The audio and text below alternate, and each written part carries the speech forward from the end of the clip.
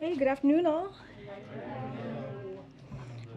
Happy Valentine's Day or Galentine's Day, whatever you celebrate.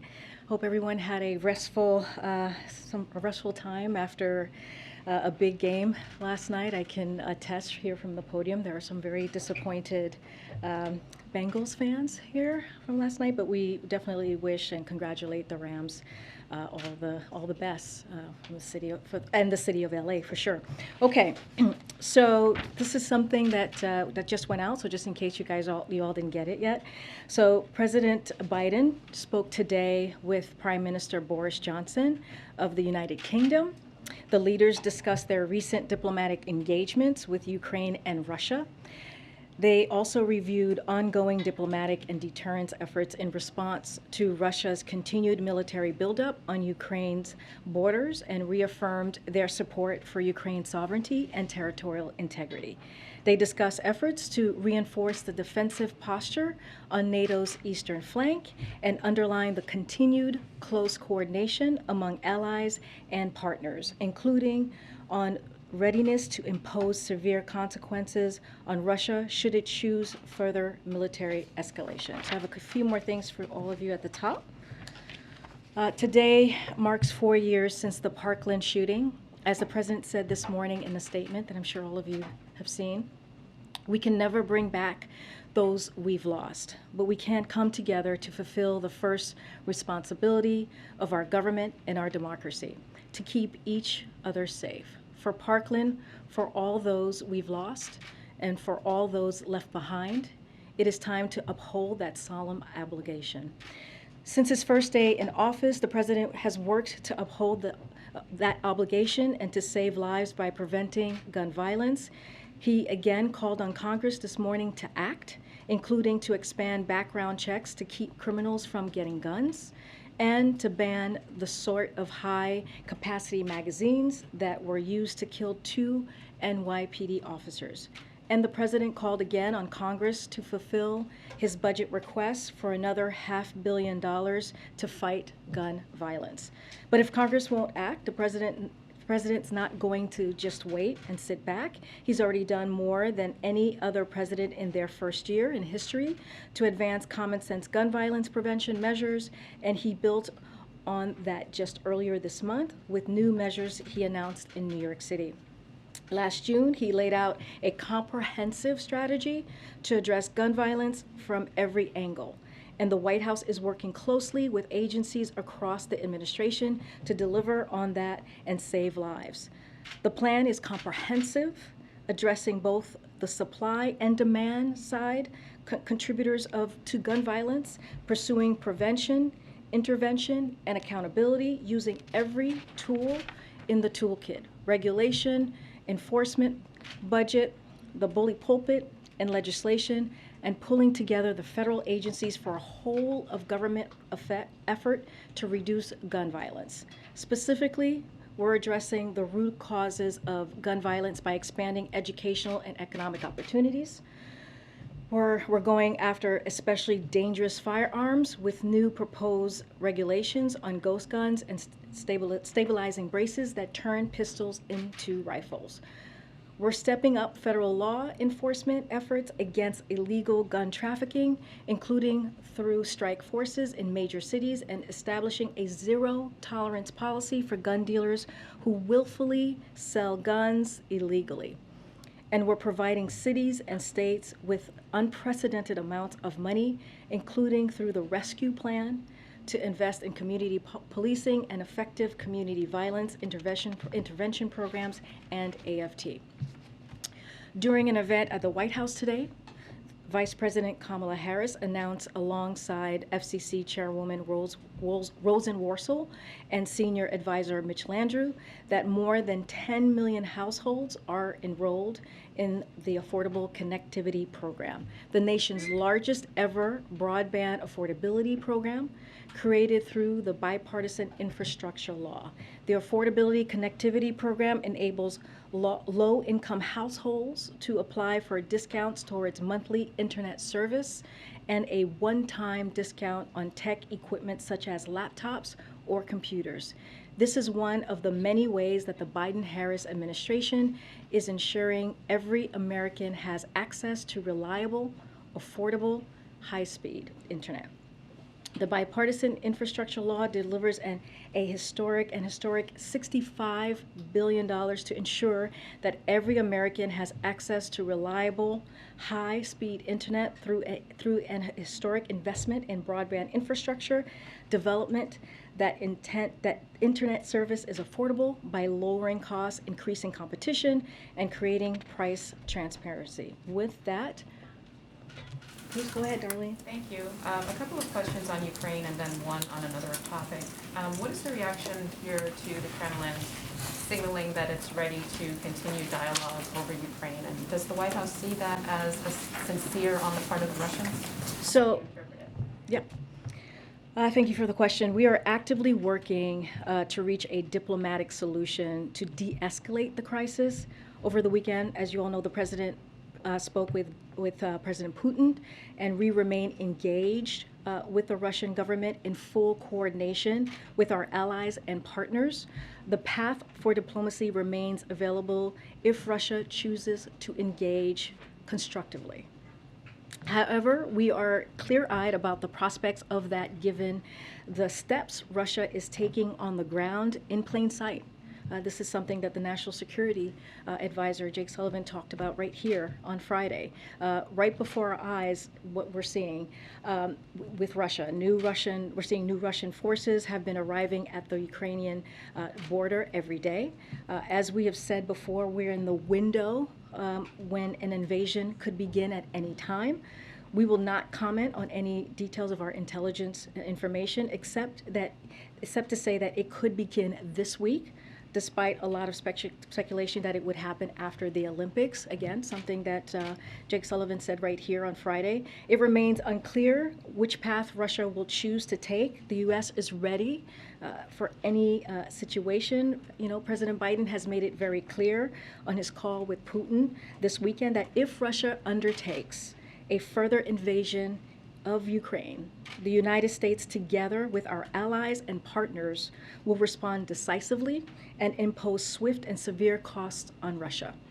President Biden reiterated that a further Russian invasion of Ukraine would produce widespread human suffering and diminish Russia's standing. So we are continuing to coordinate closely with our allies and partners. President Biden spoke with President Zelensky yesterday and Prime Minister Boris Johnson, as I just read out to you that call this afternoon. And we are in close contact with our allies again and partners again across all levels of government. Our partnership with our European and NATO allies have never been stronger and purposeful as we work collectively to de-escalate the tensions at the Ukraine-Russia border. If Russia should choose to invade, the severe economic consequences and irrevocable reputational damage caused by taking innocent lives for a bloody war will only weaken the country, not strengthen it. And in that close coordination with allies and partners, is the view that Russia's willingness, what they say today about wanting to continue the dialogue, is there a consensus that is sincere? I mean, how do all of you interpret what's coming out of the Kremlin today? So we've been very clear about this. There is only one country who is currently building up their forces at the Ukraine border, and that's Russia. And as we have stated, as Jake Sullivan has stated, that we, in the past 10 days or so, we only continue to see a buildup, not a de-escalation. So we are open to diplomacy. That door to diplomacy is open, as we have said, and so that is that's what we want to be headed towards. And you know, if we will be ready for whichever decision that President Putin decides, but clearly we would prefer the path of diplomacy. I also want to just say one more thing really quickly. This is something that my colleague John Kirby said at the Department of Defense just now, that Secretary Austin is going to travel to Belgium, Poland, and Lithuania, so that you all have this. The Secretary is going to meet with allied defense ministers and NATO leadership to discuss Russia's military buildup. in and around Ukraine, reiterate the U.S. commitment to Article 5, and continue the alliance's progress on deterrence and defense while ensuring the alliance is prepared to face tomorrow's challenges. One last question. In 2 weeks, the president is going to go up to the Capitol to deliver his first State of the Union message.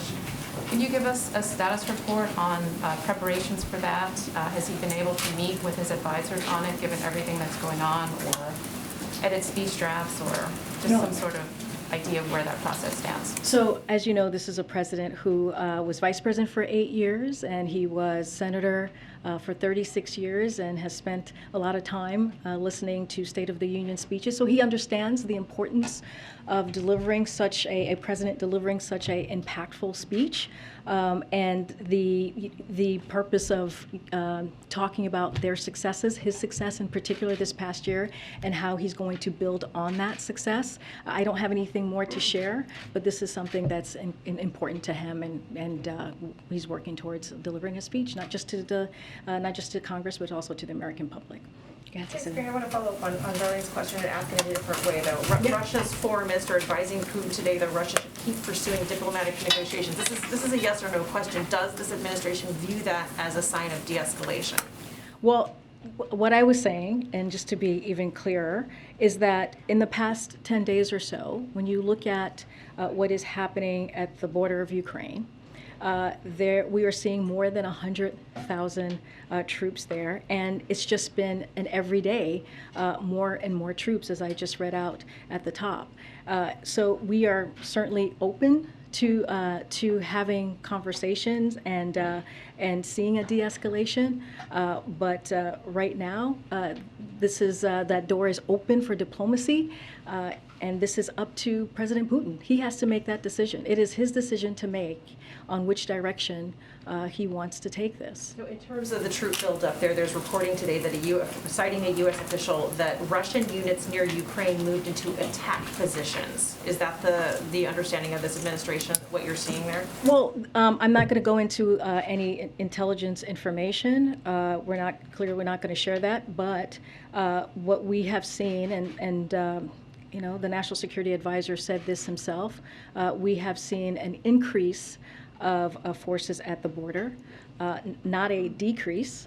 And so what we are saying to President Putin, with our European allies and partners, we've been working in coordination in lockstep for these past several weeks, several months, is that door to diplomacy is open.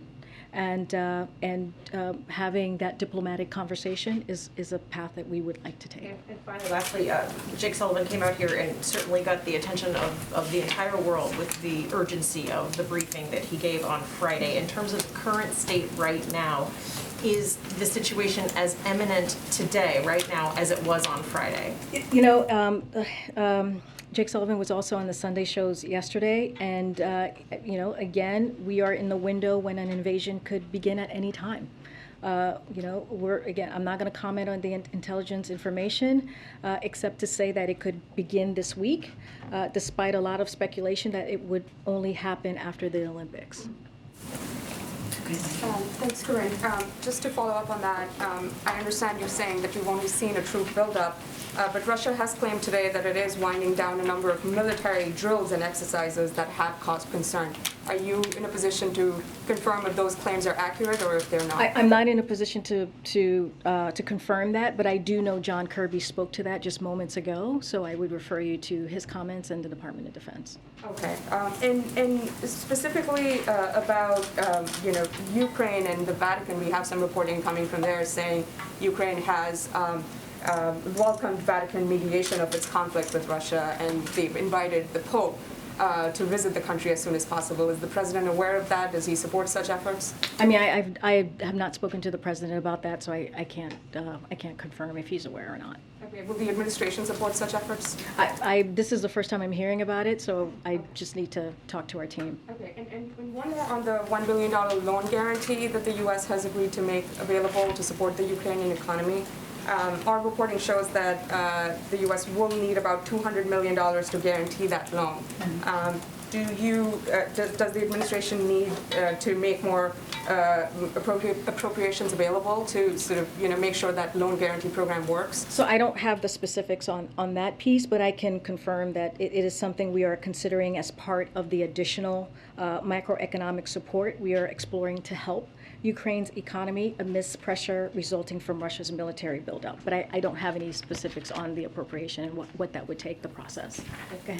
Would the U.S. support some statement from the Ukrainians that they're no longer actively pursuing NATO membership, or that they'd be willing to stall their pursuit of NATO membership as part of ongoing negotiations? As you know, NATO membership, NATO has an open door policy. That is not something, that is something that Ukraine will have to decide on its own. That is not something that we are in consultation with or make, or even decide on. That is something that NATO and has to decide on. And Ukraine, that's up to them and their leadership on how they want to move forward. Jake yesterday said that the two leaders, Presidents Putin and Biden, tasked their teams with continuing to talk or discuss kind of the state of play. Do you have any idea kind of the construct of those discussions or what they entail, and if any have occurred since the discussion on Saturday? I do believe Jake Sullivan had a conversation this morning with one of our European partners and allies. Between the Russians and U.S. and Russia. Oh, I see. Oh, I don't have anything to read out or predict. And do you mean on the staff level, or do you mean like? Just under the principal level. Yeah, under the principal. I don't have anything to read out. As you know, our staff here has been in constant contact with Russia, with Ukraine, and our NATO allies as well. And then one last one. There's concern in terms of, obviously, in the European economic side of things, if Russia continues to escalate, if there's an invasion. On the domestic side of things, is the White House economic team looking at anything that the president may need to pursue if an invasion comes to pass about what it could do? Obviously, oil markets being one, but I think just general instability in markets.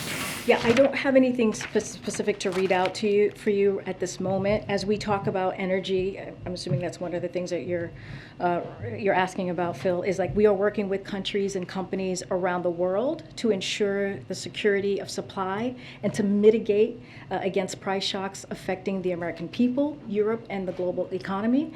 We are continuing our discussions with major producers around the globe to so supply meets demand. All tools are on the table. A disruption in physical energy supplies transiting Ukraine would most acutely affect natural gas markets in Europe. And so we are engaging our European allies to coordinate response planning, including how to deploy their existing energy stockpiles. We have been working to identify additional volumes of non-Russian natural gas from North Africa and the Middle East to Asia and the U.S.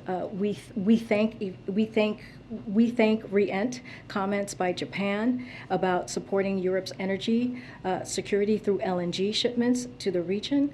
We are in discussion with major natural gas producers around the globe to understand their capacity and willingness to temporarily surge natural gas output and to allocate these volumes in European buyers. We are also engaging with major buyers and suppliers of LNG to ensure flexibility in existing contracts and storage is managed and enables a diversion to Europe. Hey, Karine. Thank you for doing this. There's reporting, quoting Ukrainian officials, is saying that President Zelensky's statement today that an invasion is imminent on February 16th was in fact sarcastic or ironic and more of a commentary on this idea that there are countries or entities that know of a date certain. Is that sarcasm or irony, the read of the NSC in the White House? So I don't have a read on that. Here's what I can tell you about that. I heard the statement, but I haven't actually heard it in its full context. So the irony of all of it, I couldn't speak to. But I'll say this. Well, I'm not going to speak to intelligence matters, as I've said, multiplies already. Our intelligence sharing with the Ukrainians. As we said before, we are in the window when an invasion could begin at any time. It remains unclear which path Russia will choose to take. because we do not know. It is his decision to make. We remain engaged with Russian government in full coordination with our allies and partners. The path for diplomacy remains available if Russia chooses to engage again constructively. But we are clear-eyed about the prospects on the ground and are ready to impose severe costs on Russia in coordination with our allies and partners if they attack Ukraine. All right, and two other unrelated matters. Supreme Court, is it still the expectation that the president will interview nominees this week? And do those that are under consideration know for certain that they're on the short list of people being considered? So, I appreciate the interest here. Look, after having a series of conversations and good discussions with lawmakers from both sides of the party, legal experts, scholars last week, the president continued to review materials as he considers deeply qualified candidates, as we have said, with strong experience, character, integrity, dedication to the Constitution and the rule of law. I don't have anything else to share on any interviews or who he's interviewed, but we don't have anything else to share for today or for this week. And what's that? Has he interviewed someone then, the way you just phrased that? You said interviewed, yeah, that's the. Oh, I'm sorry, I meant to be, he has not interviewed potential nominees, to be clear, sorry. But to just answer your last question is that we are on track. He is on track to select a SCOTUS nominee by the end of this month. Okay. And then just real quick, Robert Califf is still awaiting confirmation in the Senate to be FDA commissioner. It looks like that may happen tomorrow. Mm-hmm. Is the White House confident he's got the votes? Have you lined up all the Democratic votes you might need for this? Well, I'll say this. We are confident Dr. Califf will be confirmed with bipartisan support and urge the Senate to confirm him tomorrow, as you just stated, Ed. It is critically important to have confirmed leadership at the FDA in the midst of a pandemic, as we all know. He had a strong bipartisan showing coming out of committee, including from Ranking Member Burr. It's important to remember he was confirmed 89-4 in 2016. Many folks who supported him then are still in the Senate. We are in a daily contact with HHS, who is leading the effort to get him confirmed. HHS and the White House officials are making a lot of calls to the Hill, figuring out which members need what information. Secretary Becerra, our OLA team, and Steve Ricchetti are all making calls in support of Califf to a bipartisan group of Senate offices. Dr. Califf himself has met or is scheduled to meet with 47 senators, and that number continues to increase. It's also one of the highest number of meetings of any nominees that have been done thus far. Yeah. In his conversation with President Putin, did President Biden give him any signal for how he could de-escalate? Would it have to be something visible, like moving forces somewhere? Could it be something in the realm of what's verbal, like what we saw from Lavrov today? Is there anything that the president set out as a cue that could try to tamp things down? So the call between the two president was professional and substantive. So it lasted a bit over an hour, as you all know, from the readout this past weekend. The two presidents agreed that our teams would stay engaged in the days ahead, but there was no fundamental change in the dynamic. And just to close the loop on the Supreme Court, so you're not saying that the president has done any interviews? No, I'm not. Just to be clear.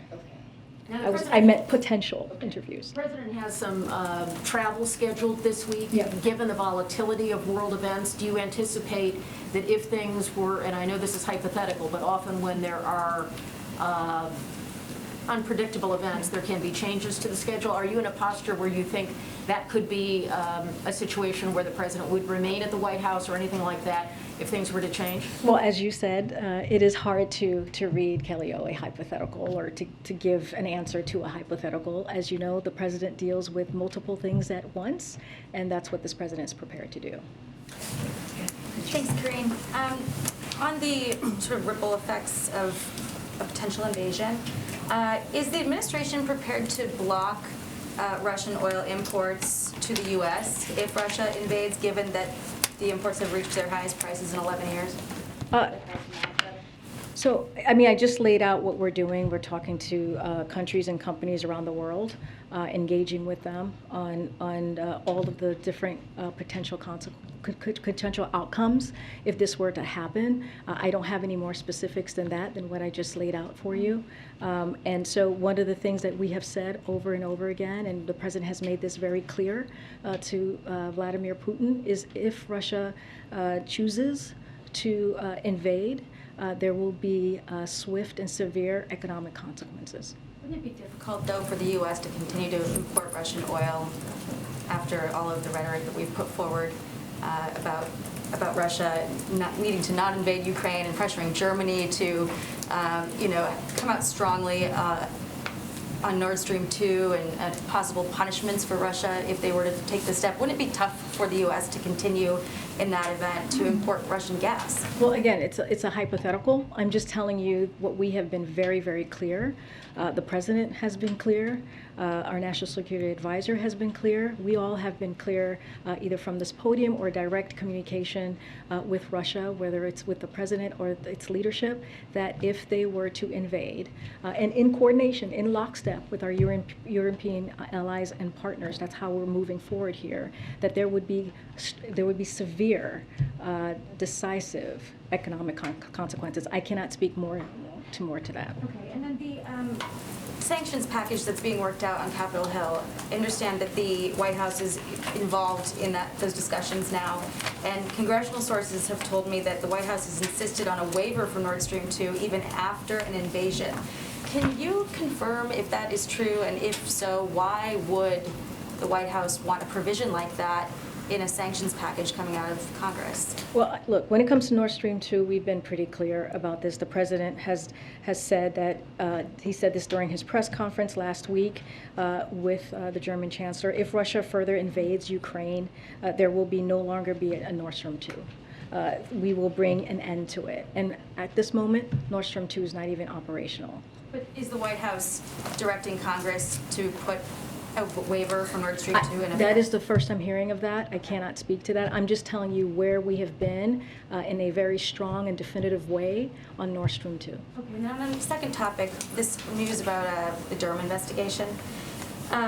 Does the president have any concerns about a candidate for president using computer experts to infiltrate computer systems of competing candidates, or even the president-elect to use for the goal of creating a narrative? Is that something that... That's something I can't speak to from this podium, so I refer you to the Department of Justice. Is what was described in that report, monitoring internet traffic, is that spying? Again, I can't speak to that report. I refer you to the Department of Justice. Generally speaking, that with monitoring internet traffic. Jackie, my answer is not going to change. I refer you to the Department of Justice. I can't speak to that from here. Go ahead. Karine, thanks. What message does it send today to the Ukrainian government to be closing the embassy in Kiev? The embassy in Kiev? I have something on here. I know the State Department made an announcement on this earlier. So the State Department announced today that they are temporarily relocating our embassy operations in Ukraine from our embassy in Kiev to Lviv due to the dramatic acceleration in the buildup of Russian forces. A core team of embassy staff is remaining in Ukraine to engage with the Ukrainian government, coordinating diplomatic efforts and diplomacy to de-escalate the crisis if the crisis continues. So I just wanted to also say this as well, because the State Department put out a statement on this. So the State Department has no higher priority than the safety and security of Americans around the world, and that of course includes our colleagues serving at post overseas. So these prudent precautions in no way undermine our support for our commitment to Ukraine. Our commitment to Ukraine's sovereignty and territorial integrity is unwavering. We also continue our sincere efforts to reach a diplomatic solution, and we remain engaged with Russian government following President Biden's call with President Putin and the Secretary's discussion with Foreign Minister Lavrov. The path for diplomacy remains available if Russia chooses to engage in good faith. We look forward to returning our staff to the embassy embassy as soon as conditions permit. In the meantime, we have made this very clear. The National Security Advisor, Jake Sullivan, has made this clear. The President himself has made this clear, that these measures, for one reason, the safety of our staff, as I mentioned, we strongly urge any remaining U.S. citizens in Ukraine to leave the country immediately. That has been our message for the past several days, and honestly, the past several weeks. Does the White House have any comment on this Russian figure skater who's allowed to continue to compete, as a doping investigation continues? Is this the right call? That's not a comment that I'm not going to comment from here about that. I refer you to the committee, the Olympic Committee. And really quickly, DC's mayor today announced the vaccination requirement for some businesses will be dropped tomorrow, and a mask mandate will be dropped by the end of the month. Does the White House support this? Will the President, the First Lady, continue to visit businesses and restaurants as these rules change? So let me just lay some stuff out for you here, because I know this has been a question that many have had. A number of governors have announced changes based on conditions in their particular states. That's not new. That isn't new. And so what I can say from here is, as Dr. Fauci has said, as a country, we are making strong progress toward moving to a time when COVID is no longer a crisis. And Dr. Walensky has clearly said CDC is looking at all of their guidance, including mask guidance, in light of declining cases and hospitalizations. I think that may be getting lost in some of the reporting that we're seeing. The CDC made clear they're looking at their guidance. So just want to make that very clear.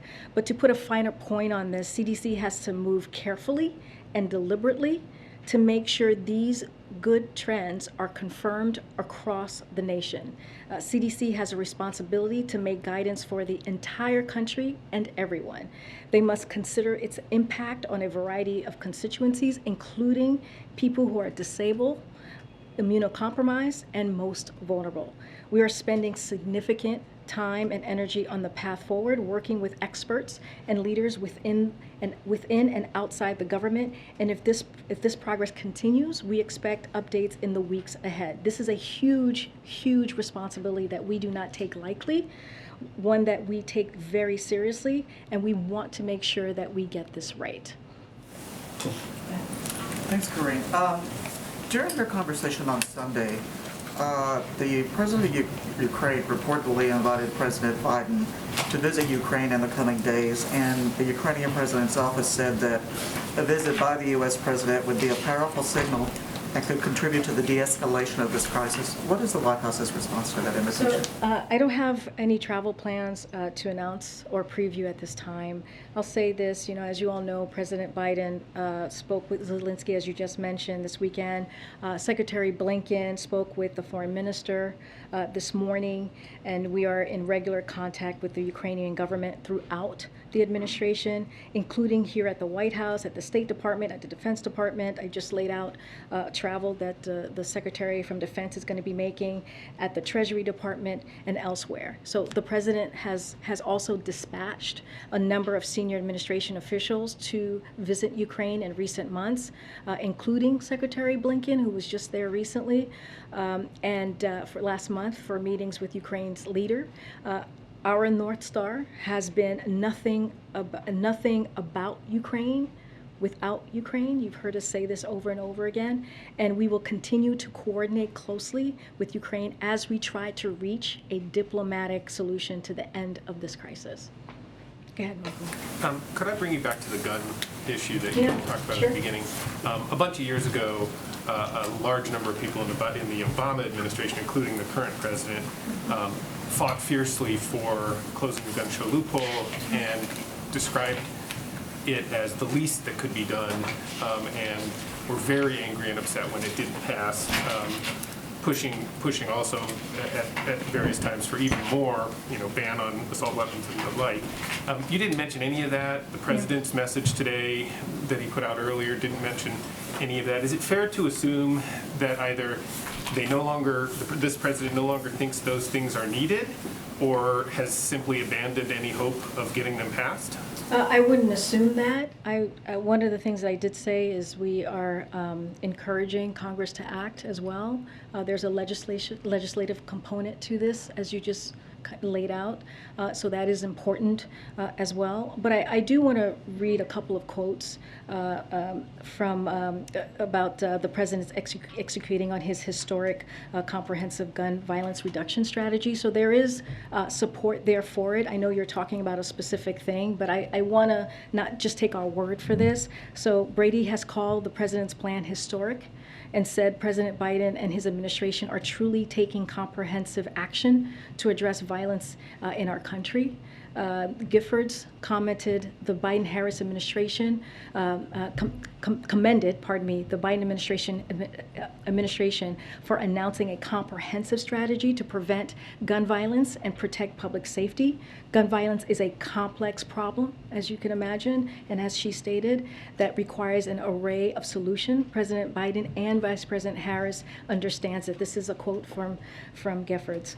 Every town for gun safety, said President Biden, is taking the comprehensive approach we need to address this crisis. And so is there more work to do? Absolutely. That's why we're encouraging and urging Congress to act as well. But the president's going to do everything that he can from his perch to get this done. But he would be satisfied that if the things that he's pushing that are on that list and that you have talked about, that he talked about, that would be good enough? We're not calling it good enough. He is doing everything that he can from his perch, from the White House, from the federal government, and using every tool at on a tool belt that we've talked about. That's what we try to do to make sure that we're addressing a real problem, which is gun violence. So what the other part of that is urging Congress to act as well, which we have been doing. But he's not going to sit back. You heard me say that. He's not going to sit back and wait. He's going to act. But he's also not going to spend a whole lot of time or energy pushing for a ban on assault weapons or closing a gun show loophole that just a bunch of years ago he and others described as vital.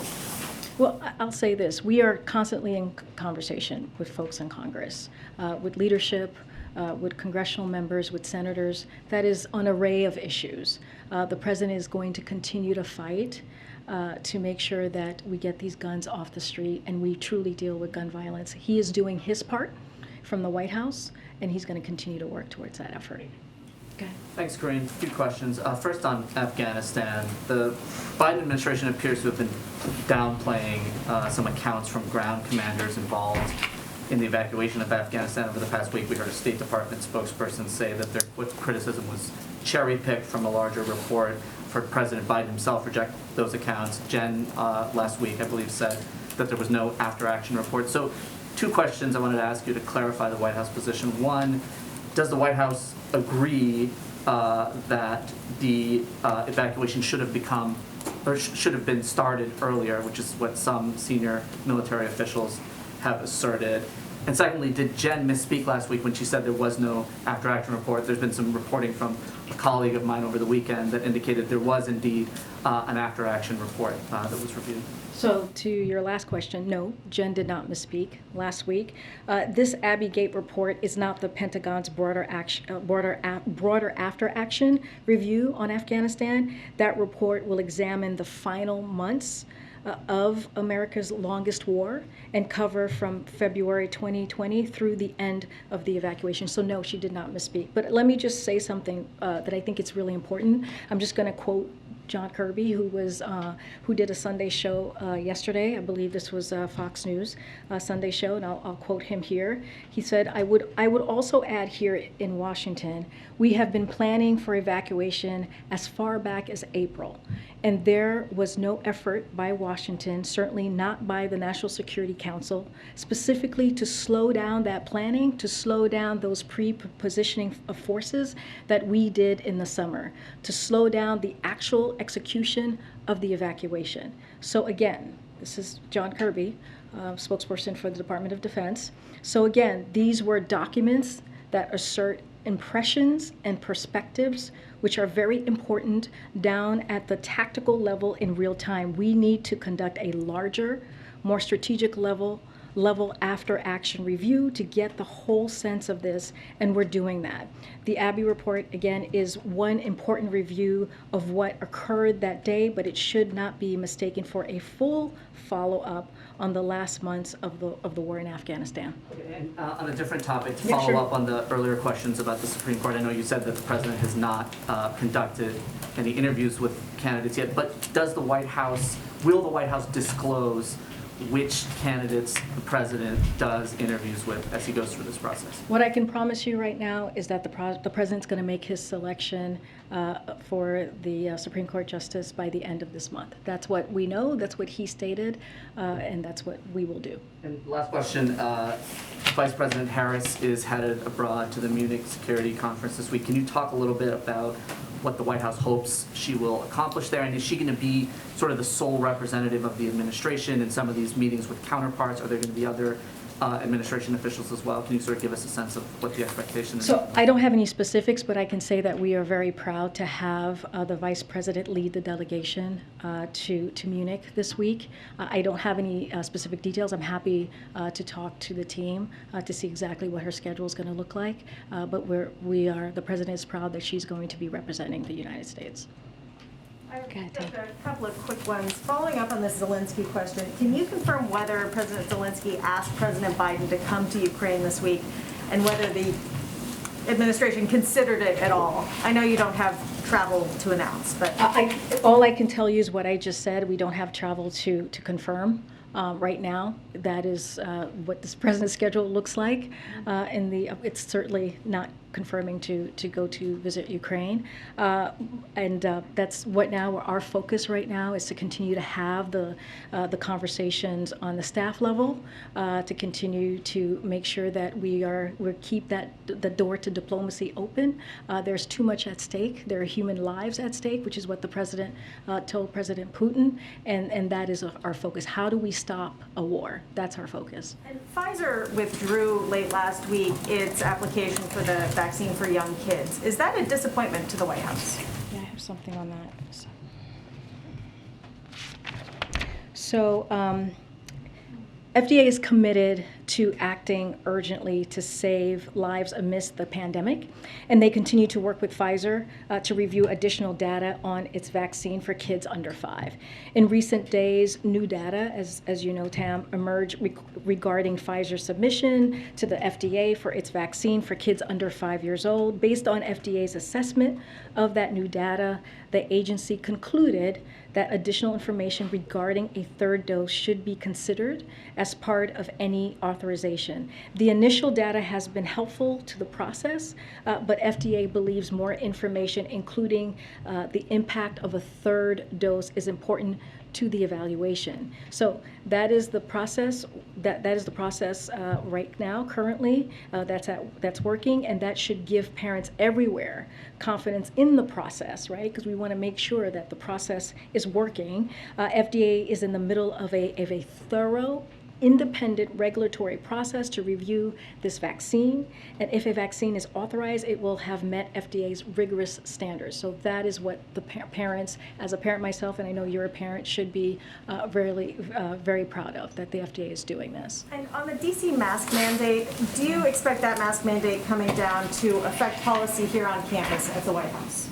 So as always, and we say this, local communities will make their own decisions as they have throughout the pandemic, and but what we're going to do is we're going to abide by the CDC guidance. So that is, local communities make that decision, and that is what they choose to do. So White House is not following the local guidelines? We're following.